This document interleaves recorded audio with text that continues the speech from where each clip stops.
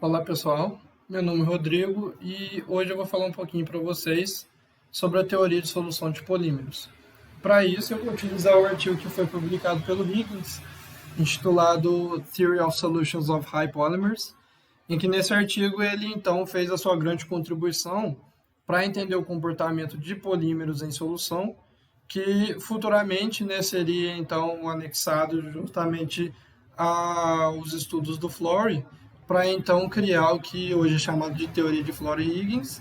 né, que acaba sendo uma das teorias mais utilizadas para entender o comportamento de soluções poliméricas, né, acaba sendo a base para diversas outras teorias. Mas antes disso, eu queria falar um pouquinho sobre o Higgins. Então, Maurice Loyal Higgins, ele é um cientista norte-americano e ele acabou fazendo a sua formação acadêmica nos Estados Unidos. E na cidade de Rochester, no estado de Nova York, ele acabou sendo contratado pela Eastern Kodak Company, que é uma empresa norte-americana que foi pioneira na produção de filmes para a indústria cinematográfica. Então, nessa empresa foi onde ele atuou na grande maioria de suas pesquisas, né, trabalhando com polímeros diretamente, e futuramente, então, Higgins viria a desenvolver, né, conceber sua contribuição para a teoria do comportamento de polímeros em solução, que futuramente foi intitulada Teoria de Flory-Higgins, para entender, então, o comportamento de soluções poliméricas, né, que utiliza conceitos, né, do Myers, conceitos qualitativos do Myers, e a partir da abordagem termodinâmica quantitativa tanto do Flory quanto do Higgins, foi criada então a teoria de Flory-Higgins para o comportamento de polímeros em solução. Então, falando sobre soluções poliméricas, né, como eu disse, o Myers, anterior aos dois cientistas, ele acabou dando uma descrição qualitativa para soluções, não poliméricas necessariamente, mas acabou dando uma descrição qualitativa para soluções para entender um pouco melhor sobre a organização entrópica desses sistemas, né, dessas misturas. Então, futuramente, a partir de uma abordagem termodinâmica levando os conceitos do Myers em consideração, Higgins então propôs uma abordagem quantitativa para entender como polímeros se comportam em solução.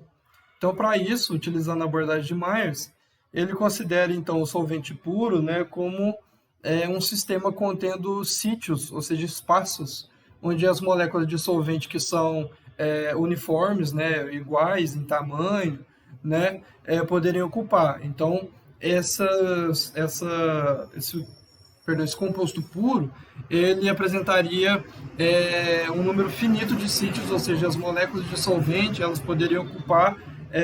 um número finito de sítios que, né, acabou sendo chamado de N1, né, que seria o número de sítios da molécula do tipo 1, que aqui no caso seria o solvente.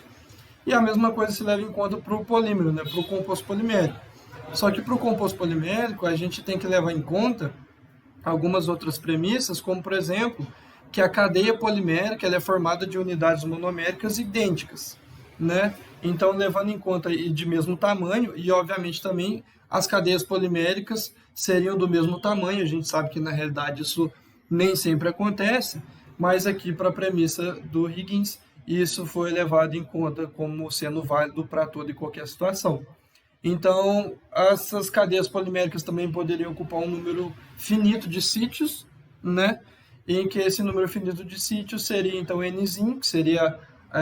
o número de unidades monoméricas, né, de cada cadeia polimérica, vezes o número de cadeias poliméricas, né, no caso Nzão 2, né, 2 relacionado a que serão moléculas do tipo 2. Quando, então, misturado esses dois compostos, a gente tem, então, a solução polimérica. E a montagem, né, dessa abordagem, né, para soluções poliméricas também leva em conta algumas premissas, como, por exemplo, a forma como ela pode ser organizada. Por exemplo, cadeias poliméricas, né, as suas unidades monoméricas não podem ocupar qualquer sítio dentro do meu sistema, que no caso seria a solução polimérica.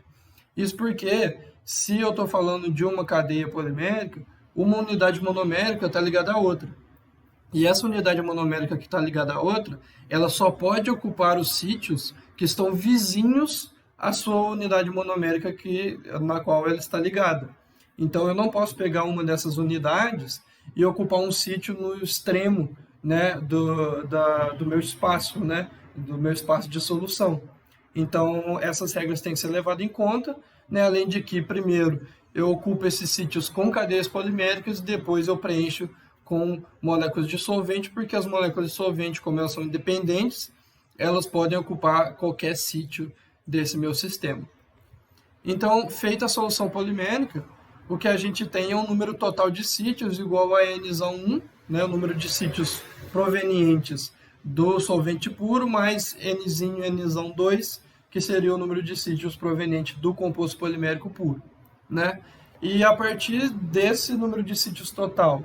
e a partir de expressões quantitativas que descrevem, né, a partir das regras que eu mencionei, como as cadeias poliméricas podem ocupar os sítios disponíveis de uma solução, eu consegui então encontrar o número total de arranjos permitidos para esse preenchimento, e a partir desse número total de arranjos, né, eu consegui então entender a entropia do meu sistema e as outras diversas quantidades, né, então assim, conseguindo avaliar de forma quantitativa quantitativa e termodinâmica o comportamento de uma solução polimérica com as equações termodinâmicas já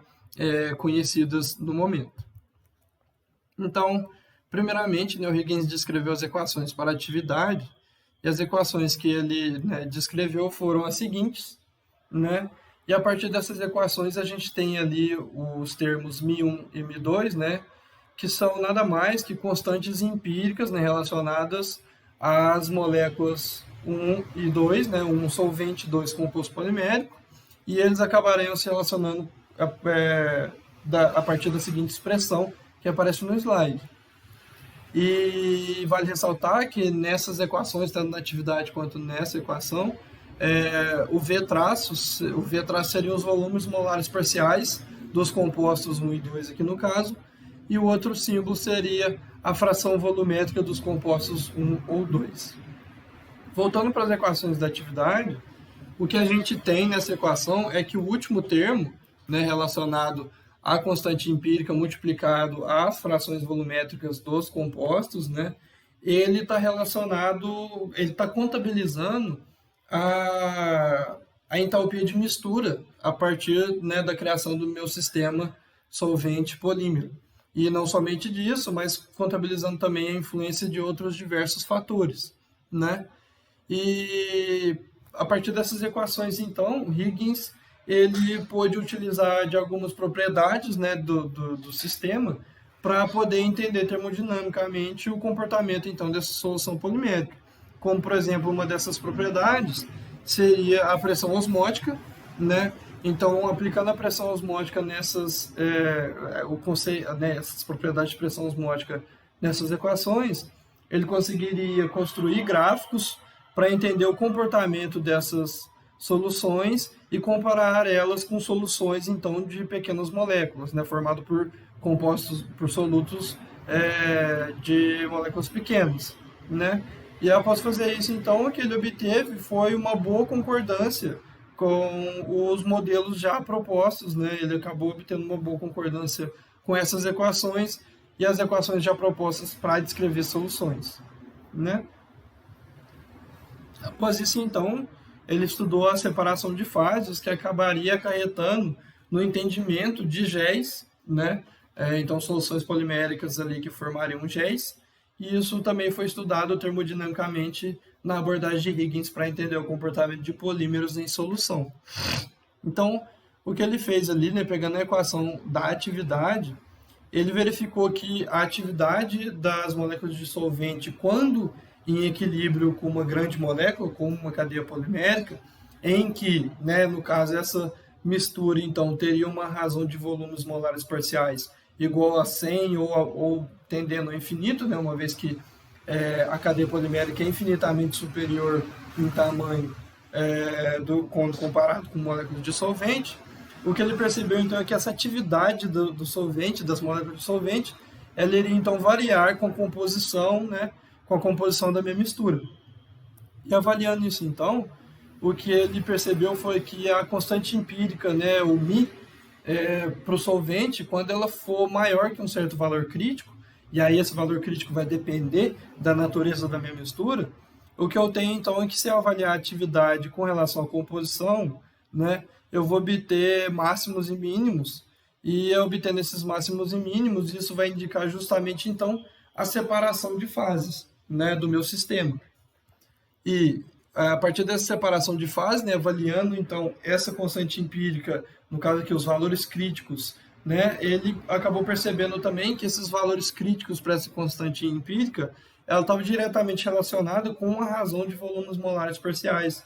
em que, com o aumento dessa razão dos volumes molares parciais, a constante empírica apresentava valores críticos cada vez menores, chegando então assim na relação, né, expressa pela equação, que é, né, relacionando então essa constante, né, no seu valor crítico com a razão dos volumes molares parciais. E ele acabou vendo que também que, se as interações então entre as cadeias poliméricas elas forem muito intensas,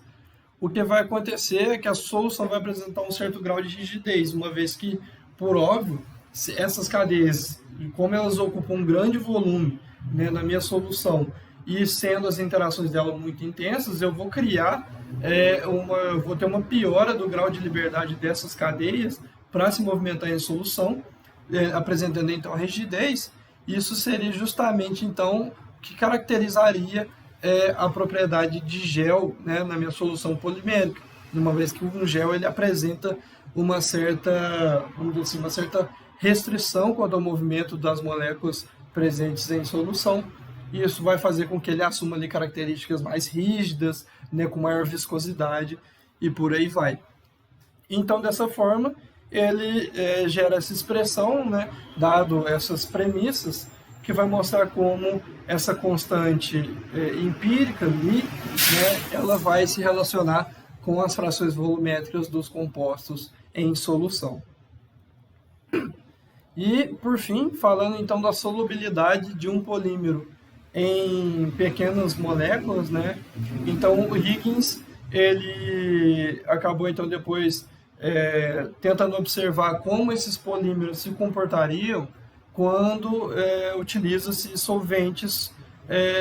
os quais apresentam moléculas bem pequenas ou ao menos muito inferiores às cadeias poliméricas que seriam solubilizadas nela, né? E isso é importante, isso obviamente se faz muito importante de entender quantitativamente, uma vez que na maioria dos casos em que a gente vai solubilizar uma molécula em um solvente, esse solvente geralmente vai ter uma natureza em que suas moléculas vão ser pequenas, né? Então, nesse sentido, ele avaliando, né, a solubilização de algumas parafinas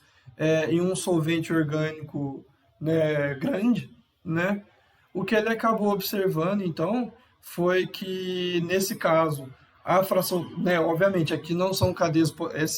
essas parafinas não são cadeias poliméricas, né, são cadeias bem menores, são moléculas bem menores, né, do que cadeias poliméricas. E nesse caso, então, a razão volumétrica, né, dos volumes molares parciais, ela é bem pequena, né? E quando ela é bem pequena, o que acontece é que a constante empírica B12, que seria uma constante que relacionaria a interação do composto do tipo 1 com o tipo 2, ou seja, solvente com polímero, essa constante ela vai apresentar diferença para diferentes sistemas, né? Mas quando a gente avalia uma solução polimérica, né, o que a gente vê é que essa constante empírica ela não vai depender do tamanho da cadeia, né? O que acaba sendo muito interessante. Mas sim, na verdade, essa constante empírica ela vai acabar dependendo do tamanho da unidade monomérica, ou seja, aquelas unidades que constituem a cadeia polimérica, né? E isso, então, vai acabar, né, gerando um maior entendimento acerca dessas cadeias poliméricas, como elas se comportariam em solução, entendendo então como essa solubilização dessas grandes cadeias com alta massa molar se comportariam em solução, né? Então, gente, eu agradeço a atenção de vocês E, por óbvio, né, a gente está fazendo esse seminário aqui gravado, mas para qualquer dúvida, né, por favor, sintam-se à vontade para entrar em contato comigo pelo e-mail, né, acredito que todos têm e-mail. Então, só queria agradecer a atenção de vocês. Então, muito obrigado.